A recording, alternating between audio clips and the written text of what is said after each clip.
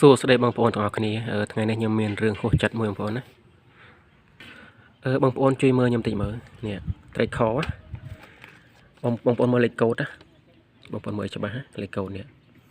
លេខកូដនេះ885ធម្មតាបងប្អូនដឹងថាជាផលិតផលថៃមែនបងប្អូនណាហ្នឹងហើយតែខាងក្នុងវិញបងប្អូនអានេះមិនខ្ញុំចូលមកដាក់ណាសំបីតានេះគឺចឹងដែរបងប្អូនទៅមើលខាងក្នុងវិញណាបងប្អូនមើលខាងក្នុងមានអក្សរថៃមានអីត្រឹមត្រូវណាប៉ុន្តែលេខកូដនេះលេខកូដ893អញ្ចឹងលេខកូដនេះវាជារបស់ប្រទេសវៀតណាមជារបស់យួន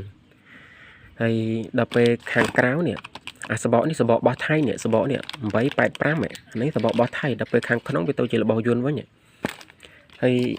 អាហ្នឹងក៏ដូចគ្នានេះបងប្អូនលេខខម៉ាកតែមួយទៀតហើយលេខកូដហ្នឹងចឹងដូចគ្នានេះ885របស់ថៃសបករបស់ថៃដល់ពេលខាងក្នុងនេះខាងក្នុងបងប្អូននេះខាងក្នុង893ជារបស់យួនហើយដល់ពេលត្រេកខមកប្រអប់មកយួរអញ្ចឹងហើយដល់ពេលលេខកូដនឹងពីប្រទេសអញ្ចឹងបងប្អូនគួរទុកចិត្តអត់នេះខ្ញុំដូចពិបាកដល់នេះខ្ញុំបើថារបស់ថៃយើងច្បាស់ថារបស់ថៃហើយបើថារបស់យួនយើងច្បាស់ថារបស់យួនណារបស់យួនយើងដាក់លេខកូដរបស់យួនមកយើងមានភាពស្មោះត្រង់មកថាឲ្យដឹងថាហ្នឹងជារបស់យួនដល់ពេលអានេះខាងក្រៅលេខកូដថៃខាងក្នុងលេខកូដយួនសម្រាប់ខ្ញុំអត់ហ៊ានហូបទេបងប្អូនខ្ញុំគិតថារបស់នេះវាអត់មានប្រភពច្បាស់លាស់ណាវាមិនដឹងថារបស់ថៃគឺរបស់យួនទេហើយឥឡូវនេះកំពុងល្បីនឹងរបស់ខ្លាំងខ្លាយច្រើនណាស់នៅប្រទេសវៀតណាមគឺប៉ូលីសវៀតណាមគាត់ចាប់បានរបស់ខ្លាំងខ្លាយច្រើនមែនទែនហើយដល់ពេលអញ្ចឹងខ្ញុំសម្រាប់ខ្ញុំអត់ហ៊ានទេនេះហើយសូម្បីឲ្យគេក៏ខ្ញុំអត់ហ៊ានឲ្យគេដែរខ្ញុំខ្លាចគេយកទៅខូចសុខភាពព្រោះឥឡូវវាខ្មែរយើងជំងឺមហារីកក្នុងមួយថ្ងៃងាប់ក្នុងមួយថ្ងៃស្លាប់40នាក់ជាងដោយសារជំងឺមហារីកក្នុងមួយថ្ងៃបងប្អូនណា40នាក់ជាងអញ្ចឹងអានេះមានតែខ្ញុំកោះចាក់ឲ្យត្រីស៊ីបាក់ទីបើត្រីឲ្យត្រីស៊ីខ្ញុំខ្លាចត្រីខូចកលៀនងាប់ត្រីទៀតប្រហែលមែនទេបងប្អូនប៉ុន្តែនេះមិនមែនខ្ញុំទិញទេបងប្អូនដោយសារតែគេចែកឲ្យគេអំណោយគេចែកឲ្យបងប្អូនណាអញ្ចឹងក៏យើងទទួលយកទៅហើយខ្ញុំគិតថារបស់ថៃយើងធ្លាប់ហូបពីដើមមកហើយយើងបើឲ្យទិញឥឡូវគឺអត់ទិញទេគឺពាក្យហេការដូចគេដែលឯងគឺអត់ទិញទេប៉ុន្តែបើថាគេឲ្យអាហ្នឹងយើងចេះយកទៅគេឲ្យហើយប៉ុន្តែដល់ពេលខាងក្នុងអញ្ចឹងរបស់យួនអញ្ចឹងខ្ញុំគិតថារបស់នេះវាគ្មានភាពច្បាស់លាស់វាមានភាពស្មោះត្រង់វាមិនដឹងថារបស់យួនក៏របស់វៀតណាមច្បាស់លាស់ទេរបស់យួនវៀតណាមមិនថារបស់យួនក៏របស់ថៃច្បាស់លាស់ទេអញ្ចឹងវាមានភាពស្មោះត្រង់ទេអញ្ចឹងខ្ញុំគិតថាអត់ហ៊ានហូបគិតថាខ្លាំងខ្លាយប៉ុន្តែនេះរបស់យើងណាបងប្អូនលេខកូដខាងក្រៅគឺ884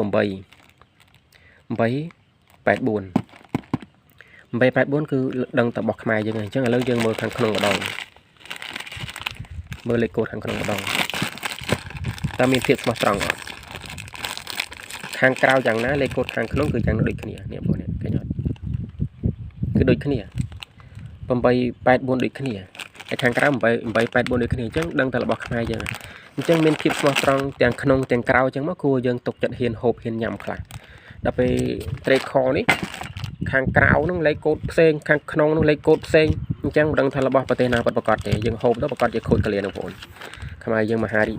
ក្នុងមួយថ្ងៃងាប់នឹង40នាក់ជាងនោះណាគេហ៊ានបថុយឥឡូវនេះបងប្អូនអត់ទុកចិត្តទេហើយថៃនិងខ្មែររងថ្ងៃក៏អត់ទុកចិត្តគ្នាហើយរបស់វៀតណាមហ្នឹងគឺមានប្រវត្តិបំផ្លាញសុខភាពខ្មែរតាំងពីដើមមកហើយអញ្ចឹងយើងអត់ទុកចិត្តទាំងអស់ឥឡូវហ្នឹងអញ្ចឹងហូបណាដែលយើងគួរទុកចិត្តយើងហូបទៅអញ្ចឹងដឹងតែចាក់ឲ្យត្រីស៊ីបើថាឲ្យត្រីស៊ីខ្លាចត្រីខូចកលៀនទៀតអញ្ចឹងនឹងចាក់ធ្វើជីដឹងតែមើលចាក់ធ្វើជីខ្លាចខូចដើមឈើទៀតនឹងបាច់មកទេនេះតែដឹងតែកោះចោលហើយអត់ទុកទេបាទបងប្អូនណាចឹងបងប្អូនមើលថែសុខភាពផងបងប្អូនណាយើងមិនងាយមានអ្នកណាស្មោះត្រង់ជាមួយយើងក្រៅពីខ្លួនឯងនឹងខ្មែរគ្នាឯងយើងទេណាចឹងហើយចឹងយើងត្រូវមានមើលឲ្យច្បាស់លាស់មើលអានេះខ្ញុំគិតថាថៃតែខាងក្នុងយួនបាក់មែនទេនេះចឹងប៉ុណ្ណឹងបានបងប្អូនអរគុណច្រើនបងប្អូនថែរក្សាសុខភាពផងដើម្បីជៀសវាងកុំឲ្យកូនចៅជំនាន់យើងជំនាន់ក្រោយខូចកលៀនតើកាលណាសុខភាពយើងអត់ល្អទេយើងមិនអាចបន្តការរីកចម្រើនប្រទេសយើងបានទេអញ្ចឹងវិធីសាស្ត្របំផ្លាញសុខភាពរបស់យើងរបស់ប្រទេសគេហ្នឹងគឺថាមកអត់ចាំធ្វើសង្គ្រាមអីទេធ្វើតែរបស់ខ្លាំងខ្លាយយើងហូប